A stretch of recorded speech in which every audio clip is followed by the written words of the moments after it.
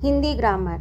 आप किसी भी क्लास के हों, कक्षा 6 से लेकर 12 तक, या आप 10 के हों, 7 के हों, 8 के हों, किसी भी क्लास के हों और या अथवा किसी परीक्षा की तैयारी कर रहे हों, तो ये वीडियो आपके लिए। इस समय मेरी हिंदी रत्नाकर विदर्शना वाजपेयी चैनल पर ग्रामर की सीरीज चल रही है, जिसके अंतर्गत आज का विषय संज्ञा है, जो कि परीक्षा में अवश्य पूछा जाता है, परीक्षा की दृष्टि से अत्यंत उपयोगी है। और इसके पहले के पूर्व के जो वीडियो हैं वो आपको मेरे इसी चैनल पर प्राप्त हो जाएंगे, तो प्लेलिस्ट के अंतर्गत देखिएगा। मैं इसमें वर्णमाला, संधि विच्छेद और शब्द भेद पढ़ा चुकी हूँ, तो आज शब्द भेद के अंतर्गत संज्ञा विषय है। आइए पहले देखते हैं संज्ञा की परिभाषा। किसी वस्तु, व्यक्ति, स्थान के नाम को संज्ञा कहते हैं। जैसे पुस्तक, दिल्ली, पुस्तक क्या हो गया? वस्तु का नाम हो गया। मोहन व्यक्ति का नाम हो गया और दिल्ली स्थान का नाम हो गया। किसी वस्तु, व्यक्ति, स्थान के नाम को संज्ञा कहते हैं। संज्ञा के भेद। अब संज्ञा के कितने भेद होते हैं? संज्ञा के प्रमुख रूप से 5 भेद होते हैं। जातिवाचक संज्ञा, व्यक्तिवाचक संज्ञा, द्रव्यवाचक संज्ञा, समूहवाचक संज्ञा, भाववाचक संज्ञा। तो आइए सबसे पहले देखते हैं जातिवाचक संज्ञा। एक प्रकार की सभी वस्तुओं के लिए जो संज्ञा शब्द प्रयोग में आता है उसे जातिवाचक संज्ञा कहते हैं। जैसे पुस्तक, लेख, गाय, मनुष्य, बालक, घोड़ा इत्यादि। दूसरा आपका है व्यक्तिवाचक संज्ञा। जिस शब्द को केवल एक ही व्यक्ति, स्थान अथवा वस्तु के विशेष नाम का बोध हो उसे व्यक्तिवाचक संज्ञा कहते हैं। जैसे किसी पर्सनल, व्यक्तिवाचक से है पर्सनल, व्यक्तिगत। जिस शब्द से केवल एक ही व्यक्ति, स्थान अथवा वस्तु के नाम का बोध हो। जैसे रामायण। अब रामायण के स्थान पर आप अन्य कोई दूसरी पुस्तक का नाम, रामायण को कुछ दूसरा नहीं कह सकते। रामायण रामायण है, उसका नाम नहीं बदला जा सकता। गंगा, यमुना, भारत, हिमालय, इनका नाम नहीं बदला जा सकता, ये अपने में व्यक्तिगत हैं। तो ऐसे जहाँ पर शब्द पाए जाते हैं उन्हें क्या कहते हैं? व्यक्तिवाचक संज्ञा। किसी भी नदी को गंगा नहीं कह सकते, न किसी भी नदी को यमुना कह सकते, न किसी भी पुस्तक को रामायण कह सकते, न किसी भी पुस्तक को गीता कह सकते। अब आपकी परीक्षा में इस तरह से भी पूछा जा सकता है कि व्यक्तिवाचक संज्ञा की परिभाषा लिखिए, या कोई शब्द देकर पूछा जा सकता है कि इसमें संज्ञा बताइए कौन सी संज्ञा है, यह संज्ञा के कितने भेद होते हैं, अथवा संज्ञा किसे कहते हैं। तो इस तरह से जो कई तरह से प्रश्न पूछे जाते हैं, उन सभी प्रश्नों को ध्यान में रखकर मैंने ये आपका वीडियो तैयार किया है, तो इसे पूरा देखिए। आपको इसके बाद फिर संज्ञा पढ़ने की आवश्यकता नहीं होगी। तीसरा आपका है द्रव्यवाचक, यानी जिसमें किसी द्रव्य, सामान का बोध हो। जिन पदार्थों को तौला या नापा जाता है, जैसे पानी, दूध, सोना, चांदी, तेल। ये बहुत सरल परिभाषा है, इसे तो आप तुरंत आसानी से समझ लेंगे और परिभाषा भी बहुत सरल है। अगला है चौथी समूहवाचक संज्ञा, यानी जो एक साथ कई लोगों या वस्तुओं के समूह का बोध कराए उसे क्या कहते हैं? समूहवाचक संज्ञा कहते हैं। जैसे उदाहरण झुंड, भीड़, सेना, वर्ग, टोली इत्यादि। अब अगला आपका है भाववाचक संज्ञा।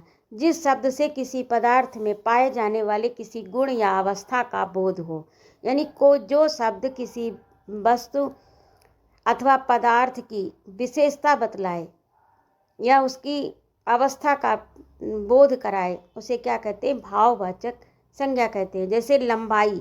अब लंबाई जो, जैसे वह लंबा है तो ये उसकी विशेषता बता रहा। मोटाई, वह मोटा है तो ये क्या बता रहा कि वह मोटा है। तो इस प्रकार से उसकी अवस्था का और उसके गुण का बोध करा रहा है, तो यहाँ पर कौन सी संज्ञा होगी? भाववाचक संज्ञा होगी। ये शब्द किसी न किसी पदार्थ के गुण, भाव या उसकी अवस्था को प्रकट कर रहे हैं, अतः ये शब्द भाववाचक संज्ञा है। अब इसमें देखिए कई नियम होते हैं। ये भाववाचक संज्ञा कई नियमों से बनती हैं। जैसे पहला नियम है रोगों के नाम।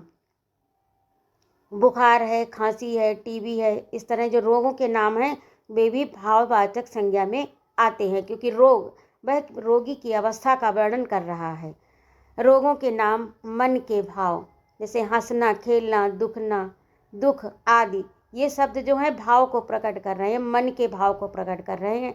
समय सूचक, दोपहर, सुबह, शाम, ये भी भाववाचक संज्ञा के अंतर्गत आते हैं, तो इन्हें आप अवश्य ध्यान रखिएगा। अब भाववाचक संज्ञा की पहचान। इन शब्दों के जो ये नीचे अग्रलिखित शब्द जो दिए गए हैं, इनसे शब्द जो बनते हैं उनमें भाववाचक संज्ञा होती है, संज्ञा की पहचान है। जैसे आ, ई, त्व, ता, पन। अब आ, ई यानी लंबाई, त्व अपनत्व ममत्व, ता कटुता मृदुता, पन अपनापन ओछापन, हट यानी घबराहट, वट लिखावट, ता मनुष्यता आदि प्रत्यय शब्द के अंत में लगाने से भाववाचक संज्ञा होती है। ये शब्द आप पहचानिए, जहाँ पर भी इस प्रकार के प्रत्यय लगे हों तो वहाँ पर आप तुरंत समझ जाइए कि यहाँ पर भाववाचक संज्ञा है। दूसरा नियम है कि जातिवाचक संज्ञा से मनुष्य में मनुष्यता, बालक से बालकपन आदि। ये जातिवाचक संज्ञा का पहला नियम है। दूसरा नियम है विशेषण से, यानी ऊंचा, ऊंचा से ऊंचाई, ऊंचाई का बोध हो रहा है। विशेषण बता रहा है कि फला व्यक्ति ऊंचा है यानी लंबा है, या इमारत ऊंची है। व्यक्ति फला व्यक्ति लंबा है, या फला औरत मोटी है। इस प्रकार से जब विशेषण के द्वारा, जो शब्द विशेषण के द्वारा विशेषता बतलाते हैं उसे क्या कहते हैं? वे शब्द भाववाचक संज्ञा कहलाते हैं। अब जैसे ऊंचाई, ऊंचा से ऊंचाई, कुरूप से कुरूपता, कुरूपता, ता लगा इसमें, तो ता जहाँ पर लगा हो आप तुरंत समझ जाइए कि यहाँ पर भाववाचक संज्ञा। जहाँ पर ई लगी हो, ऊंचाई, लंबाई, मोटाई, खटाई, मिठाई, इस तरह का जो भी हो आप तुरंत समझ जाइए कि जातिवाचक संज्ञा है। क्रिया से, चलना से चाल, यानी चाल, चलना क्या है? क्रिया है। और चलना से जो शब्द बनेगा वो क्या? उसकी चाल ऐसी है, तो चाल, चाल के बारे में बताया। खेलना से खेल आदि से भी संज्ञा, भाववाचक संज्ञा बनती है। सर्वनाम से, जैसे अपना से अपनापन, परायापन, दोगलापन जिसमें पन शब्द का प्रयोग हो। मम से ममत्व, अपनत्व, निजत्व, इस तरह के जो शब्द आते हैं वे भाववाचक संज्ञा के अंतर्गत होते हैं। अगला आपका है क्रिया विशेषण से। दूर से दूरी, यानी बहुत दूर से अगर नापा जाए तो उस या किसी स्थान की दूरी के बारे में बताया जाए। फला, जैसे लखनऊ है, यहाँ से इतनी दूरी पर है, तो ये इसकी मतलब बता रहा है, इसकी क्रिया की विशेषता को प्रकट कर रहा है। समीप से समीपता, जहाँ पर ता का प्रयोग हो आदि शब्द। अब मुख्य रूप से ये नियम तो है ही, ये तो आपके लिखने के लिए हैं, लेकिन मोटा मोटा बस केवल आप इतना याद कर लीजिए, आ, ई, त्व, ता, पन, हट, वट, ता, भा आदि प्रत्यय शब्द के अंत में लगाने से भाववाचक संज्ञा बनती है।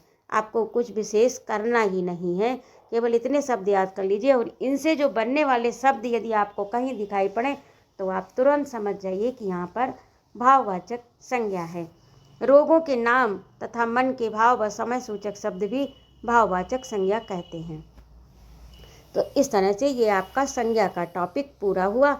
अगला वीडियो लिंग पर आधारित है कि हिंदी में कितने लिंग होते हैं और उनके प्रकार, उस पर पूरा वीडियो अगला आपका आएगा। जुड़े रहिए मेरे चैनल से, और यदि आपको ये वीडियो अच्छा लगे तो कृपया मेरे चैनल को सब्सक्राइब करें, लाइक और कमेंट करें तथा अपने मित्रों में शेयर भी करें। यदि आपको ये वीडियो पसंद आया हो तो चैनल को सब्सक्राइब अवश्य करें तथा कमेंट बॉक्स में अपने सुझाव भी हमें अवश्य लिखें। बने रहिए मेरे चैनल से और इसी तरह से हिंदी ग्रामर सीखते रहिए। जय माँ भारती।